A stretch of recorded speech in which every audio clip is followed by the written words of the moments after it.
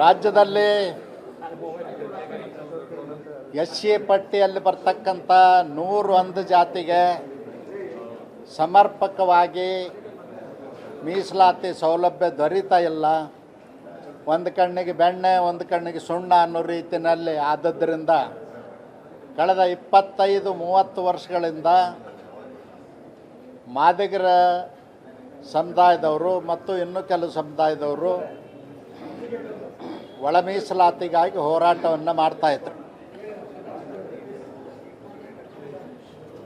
ಕೇಂದ್ರ ಸರ್ಕಾರ ಶ್ರೀ ನರೇಂದ್ರ ಮೋದಿಜಿ ಅವ್ರ ಸರ್ಕಾರ ಸುಪ್ರೀಂ ಕೋರ್ಟ್ನಲ್ಲಿ ಅಫಿಡವಿಟ್ ಹಾಕಿಸಿ ಸಾಲಿಸಿಟರ್ ಜನರಲ್ರವರು ಅಟಾರ್ನಿ ಜನರಲ್ರವರು ಸ್ವತಃ ಕೋರ್ಟ್ ಮುಂದೆ ಹಾಜರಾಗಿ ವಾದವನ್ನು ಮಂಡಿಸಿ ಮೋದಿಜಿಯವ್ರ ಸರ್ಕಾರ ಸಾಮಾಜಿಕ ನ್ಯಾಯಕ್ಕೆ ಬದ್ಧವಾಗಿದೆ, ನಮ್ಮ ಸರ್ಕಾರ ಒಳ ಮೀಸಲಾತಿ ಕೊಡಲಿಕ್ಕೆ ಒಪ್ಪಿಗಿದೆ ಅಂತಕ್ಕಂಥ ಮಾತನ್ನು ಕೋರ್ಟ್ ಮುಂದೆ ಹೇಳಿದಾಗ ಸುಪ್ರೀಂ ಕೋರ್ಟ್ ಆಗಸ್ಟ್ 1, 2024ಕ್ಕೆ ಆದೇಶವನ್ನು ಮಾಡಿ ಒಳ ಮೀಸಲಾತಿ ಕೊಡಲಿಕ್ಕೆ ರಾಜ್ಯ ಸರ್ಕಾರಕ್ಕೆ ಅಧಿಕಾರ ಇದೆ.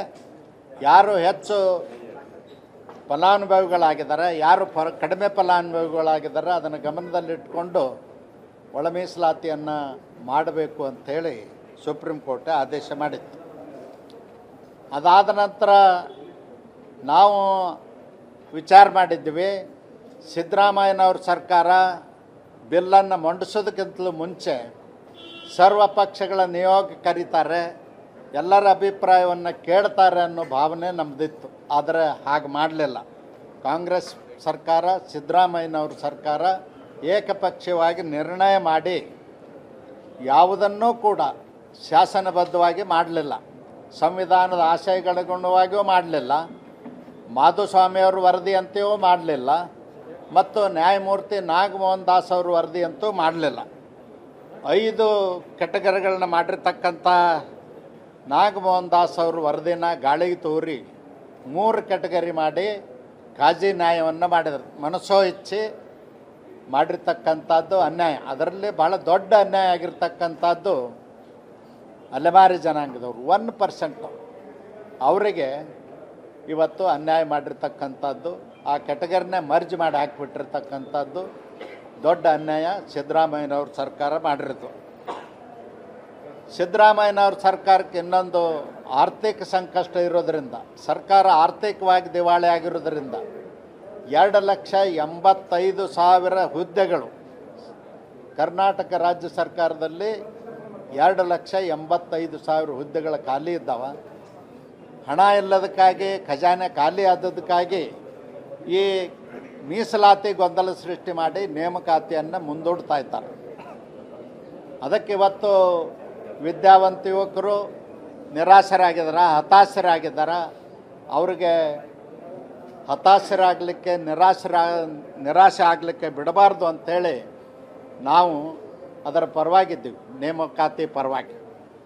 ನಾವು ಇಷ್ಟೇ ಹೇಳ್ತಕ್ಕಂಥದ್ದು, ಸುಪ್ರೀಂ ಕೋರ್ಟ್ ಆದೇಶ ಪಾಲಿಸಿ ಮತ್ತು ಒಳ ಮೀಸಲಾತಿಗಾಗಿ ಏನು ವರದಿಗಳಿದ್ದಾವ ಅದನ್ನು ಗಮನದಲ್ಲಿಟ್ಟುಕೊಂಡು ಮಾಡಬೇಕಾಗಿತ್ತು. ತರಾತುರಿಯಲ್ಲಿ ವಿಧಾನಸಭೆಯಲ್ಲಿ 6 ಗಂಟೆಗೆ ಮಂಡಿಸಿ, ಒಳ ಮೀಸಲಾತಿ ಬಿಲ್ ಮಂಡಿಸಿ ಚರ್ಚೆ ಇಲ್ಲದೇ ಪಾಸ್ ಮಾಡಿಕೊಂಡು ಅರ್ಧ ಗಂಟೆ ಒಳಗೆ ಓಡಿ ಹೋಗಿರ್ತಕ್ಕಂಥದ್ದು ನಾನು ಖಂಡಿಸ್ತೀನಿ, ಒಳ್ಳೆಯ ವಿಚಾರ ಅಲ್ಲ. ಇವತ್ತು SCP TSP ಹಣ 39,000 ಕೋಟಿ ಕೂಡ ಬೇರೆ ಉದ್ದೇಶಕ್ಕೆ ಸಿದ್ದರಾಮಯ್ಯನವ್ರ ಸರ್ಕಾರ ಬಳಕೆ ಮಾಡಿದೆ. ಈಗ ನಾಳೆ 6ನೇ ತಾರೀಕಿಗೆ ಬಜೆಟ್ ಮಂಡಿಸುವಂಥ ಸಂದರ್ಭದಲ್ಲಿ ಈ ವರ್ಷ ನಾವು 42,000 ಕೋಟಿ ಕೊಡ್ತೀವಂತ ಅದನ್ನು ಗ್ಯಾರಂಟಿಗಳಿಗೆ ಮತ್ತು ಅನ್ಯ ಉದ್ದೇಶಗಳಿಗೆ ಬಳಸಬಾರ್ದು. ಅದು ಕೇವಲ SC ST ಜನಾಂಗದ ಮಕ್ಕಳ ಉದ್ಯೋಗಕ್ಕಾಗಿ, ಶಿಕ್ಷಣಕ್ಕಾಗಿ, ಭೂ ಒಡೆತನ ಯೋಜನೆಗಾಗಿ, ಗಂಗಾ ಕಲ್ಯಾಣಕ್ಕಾಗಿ, ಅವರ ಅಭಿವೃದ್ಧಿಗೆ ಮಾಡಬೇಕು ಅಂಥೇಳಿ ನಾವು ಒತ್ತಾಯ ಮಾಡ್ತೀವಿ. ಒಂದು ವೇಳೆ ಆ ರೀತಿ ಮಾಡಿದರೆ ಸರ್ಕಾರದ ವಿರುದ್ಧ ನಿರ್ದಾಕ್ಷಿಣ್ಯವಾಗಿ ನಾವು ಹೋರಾಟವನ್ನು ಮಾಡ್ತೀವಿ. ಹೆಚ್ಚಿನ ವಿಷಯವನ್ನು ನಮ್ಮ ನಾರಾಯಣ ಸ್ವಾಮಿ ಅವರು ಮಾತಾಡ್ತಾರೆ. ರಾಜ್ಯಪಾಲನ ಭೇಟಿ ಮಾಡಿದ್ದು ಹೇಳಿ. ಅಲ್ಲ, ಅದನ್ನು ನೀವು ಮಾತಾಡಿ ಹೇಳ್ತೀರಿ. ಈಗ ನಾವು ರಾಜ್ಯಪಾಲರನ್ನ ಭೇಟಿಯಾಗಿ ಮನವಿ ಮಾಡಿದ್ವಿ, ಒಂದು ಮೆಮೊರಂಡಮ್ ಕೂಡ ಸಲ್ಲಿಸಿದ್ವಿ ರಾಜ್ಯಪಾಲರಿಗೆ. ಅದರ ಕಾಪಿ ತಮಗೆಲ್ಲ ಕೊಡ್ತೇವೆ. ರಾಜ್ಯಪಾಲರಿಗೆ ನಾವು ವಿನಂತಿ ಮಾಡಿದ್ವಿ. ಯಾವುದೇ ಕಾರಣಕ್ಕೂ ರಿಕ್ರೂಟ್ಮೆಂಟ್ ನಿಲ್ಲಬಾರ್ದು ಮತ್ತು ಪ್ರಮೋಷನಲ್ಲಿ ಮೀಸಲಾತಿನೂ ಸಿಗಬೇಕು.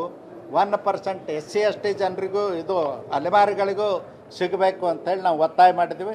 ರಾಜ್ಯದಲ್ಲಿ SC ಪಟ್ಟಿಯಲ್ಲಿ ಬರ್ತಕ್ಕಂಥ 101 ಜಾತಿಗೆ ಸಮರ್ಪಕವಾಗಿ ಮೀಸಲಾತಿ ಸೌಲಭ್ಯ ದೊರೀತಾ ಇಲ್ಲ.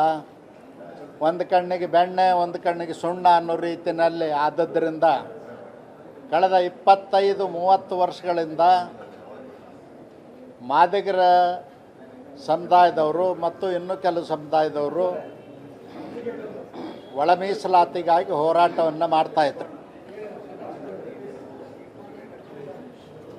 ಕೇಂದ್ರ ಸರ್ಕಾರ ಶ್ರೀ ನರೇಂದ್ರ ಮೋದಿಜಿ ಅವ್ರ ಸರ್ಕಾರ ಸುಪ್ರೀಂ ಕೋರ್ಟ್ನಲ್ಲಿ ಅಫಿಡವಿಟ್ ಹಾಕಿಸಿ ಸಾಲಿಸಿಟರ್ ಜನರಲ್ರವರು ಅಟಾರ್ನಿ ಜನರಲ್ರವರು ಸ್ವತಃ ಕೋರ್ಟ್ ಮುಂದೆ ಹಾಜರಾಗಿ ವಾದವನ್ನು ಮಂಡಿಸಿ ಮೋದಿಜಿಯವ್ರ ಸರ್ಕಾರ ಸಾಮಾಜಿಕ ನ್ಯಾಯಕ್ಕೆ ಬದ್ಧವಾಗಿದೆ, ನಮ್ಮ ಸರ್ಕಾರ ಒಳ ಮೀಸಲಾತಿ ಕೊಡಲಿಕ್ಕೆ ಒಪ್ಪಿಗಿದೆ ಅಂತಕ್ಕಂಥ ಮಾತನ್ನು ಕೋರ್ಟ್ ಮುಂದೆ ಹೇಳಿದಾಗ ಸುಪ್ರೀಂ ಕೋರ್ಟ್ ಆಗಸ್ಟ್ 1, 2024 ಆದೇಶವನ್ನು ಮಾಡಿ ಒಳ ಮೀಸಲಾತಿ ಕೊಡಲಿಕ್ಕೆ ರಾಜ್ಯ ಸರ್ಕಾರಕ್ಕೆ ಅಧಿಕಾರ ಇದೆ. ಯಾರು ಹೆಚ್ಚು ಫಲಾನುಭವಿಗಳಾಗಿದ್ದಾರೆ, ಯಾರು ಕಡಿಮೆ ಫಲಾನುಭವಿಗಳಾಗಿದ್ದಾರೆ ಅದನ್ನು ಗಮನದಲ್ಲಿಟ್ಕೊಂಡು ಒಳ ಮೀಸಲಾತಿಯನ್ನು ಮಾಡಬೇಕು ಅಂಥೇಳಿ ಸುಪ್ರೀಂ ಕೋರ್ಟ್ ಆದೇಶ ಮಾಡಿತ್ತು. ಅದಾದ ನಂತರ ನಾವು ವಿಚಾರ ಮಾಡಿದ್ವಿ, ಸಿದ್ದರಾಮಯ್ಯನವ್ರ ಸರ್ಕಾರ ಬಿಲ್ಲನ್ನು ಮಂಡಿಸೋದಕ್ಕಿಂತಲೂ ಮುಂಚೆ ಸರ್ವ ಪಕ್ಷಗಳ ನಿಯೋಗ ಕರೀತಾರೆ, ಎಲ್ಲರ ಅಭಿಪ್ರಾಯವನ್ನು ಕೇಳ್ತಾರೆ ಅನ್ನೋ ಭಾವನೆ ನಮ್ಮದಿತ್ತು. ಆದರೆ ಹಾಗೆ ಮಾಡಲಿಲ್ಲ. ಕಾಂಗ್ರೆಸ್ ಸರ್ಕಾರ, ಸಿದ್ದರಾಮಯ್ಯನವ್ರ ಸರ್ಕಾರ ಏಕಪಕ್ಷೀಯವಾಗಿ ನಿರ್ಣಯ ಮಾಡಿ ಯಾವುದನ್ನೂ ಕೂಡ ಶಾಸನಬದ್ಧವಾಗಿ ಮಾಡಲಿಲ್ಲ, ಸಂವಿಧಾನದ ಆಶಯಗಳಿಗುಣವಾಗಿಯೂ ಮಾಡಲಿಲ್ಲ, ಮಾಧುಸ್ವಾಮಿಯವ್ರ ವರದಿಯಂತೆಯೂ ಮಾಡಲಿಲ್ಲ ಮತ್ತು ನ್ಯಾಯಮೂರ್ತಿ ನಾಗಮೋಹನ್ ದಾಸ್ ಅವ್ರ ವರದಿಯಂತೂ ಮಾಡಲಿಲ್ಲ. 5 ಕೆಟಗರಿಗಳನ್ನ ಮಾಡಿರ್ತಕ್ಕಂಥ ನಾಗಮೋಹನ್ ದಾಸ್ ಅವ್ರ ವರದಿನ ಗಾಳಿಗೆ ತೂರಿ 3 ಕೆಟಗರಿ ಮಾಡಿ ಕಾಜಿ ನ್ಯಾಯವನ್ನು ಮಾಡಿದರು. ಮನಸೋ ಇಚ್ಛೆ ಮಾಡಿರ್ತಕ್ಕಂಥದ್ದು ಅನ್ಯಾಯ. ಅದರಲ್ಲಿ ಭಾಳ ದೊಡ್ಡ ಅನ್ಯಾಯ ಆಗಿರ್ತಕ್ಕಂಥದ್ದು ಅಲೆಮಾರಿ ಜನಾಂಗದವರು 1% ಅವರಿಗೆ ಇವತ್ತು ಅನ್ಯಾಯ ಮಾಡಿರ್ತಕ್ಕಂಥದ್ದು, ಆ ಕೆಟಗರಿನೇ ಮರ್ಜ್ ಮಾಡಿ ಹಾಕಿಬಿಟ್ಟಿರ್ತಕ್ಕಂಥದ್ದು ದೊಡ್ಡ ಅನ್ಯಾಯ ಸಿದ್ದರಾಮಯ್ಯನವ್ರ ಸರ್ಕಾರ ಮಾಡಿರೋದು.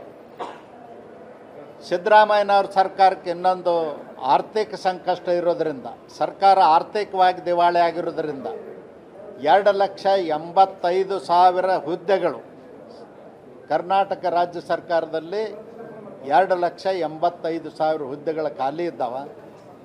ಹಣ ಇಲ್ಲದಕ್ಕಾಗಿ, ಖಜಾನೆ ಖಾಲಿ ಆದದಕ್ಕಾಗಿ ಈ ಮೀಸಲಾತಿ ಗೊಂದಲ ಸೃಷ್ಟಿ ಮಾಡಿ ನೇಮಕಾತಿಯನ್ನು ಮುಂದೂಡ್ತಾ ಇದ್ದಾರೆ. ಅದಕ್ಕೆ ಇವತ್ತು ವಿದ್ಯಾವಂತ ಯುವಕರು ನಿರಾಶರಾಗಿದ್ದಾರೆ, ಹತಾಶರಾಗಿದ್ದಾರೆ.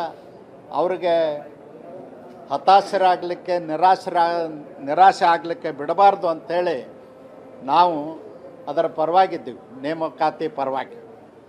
ನಾವು ಇಷ್ಟೇ ಹೇಳ್ತಕ್ಕಂಥದ್ದು, ಸುಪ್ರೀಂ ಕೋರ್ಟ್ ಆದೇಶ ಪಾಲಿಸಿ ಮತ್ತು ಒಳ ಮೀಸಲಾತಿಗಾಗಿ ಏನು ವರದಿಗಳಿದ್ದಾವ ಅದನ್ನು ಗಮನದಲ್ಲಿಟ್ಟುಕೊಂಡು ಮಾಡಬೇಕಾಗಿತ್ತು. ತರಾತುರಿಯಲ್ಲಿ ವಿಧಾನಸಭೆಯಲ್ಲಿ 6 ಗಂಟೆಗೆ ಮಂಡಿಸಿ, ಒಳ ಮೀಸಲಾತಿ ಬಿಲ್ ಮಂಡಿಸಿ ಚರ್ಚೆ ಇಲ್ಲದೇ ಪಾಸ್ ಮಾಡಿಕೊಂಡು ಅರ್ಧ ಗಂಟೆ ಒಳಗೆ ಓಡಿ ಹೋಗಿರ್ತಕ್ಕಂಥದ್ದು ನಾನು ಖಂಡಿಸ್ತೀನಿ, ಒಳ್ಳೆಯ ವಿಚಾರ ಅಲ್ಲ.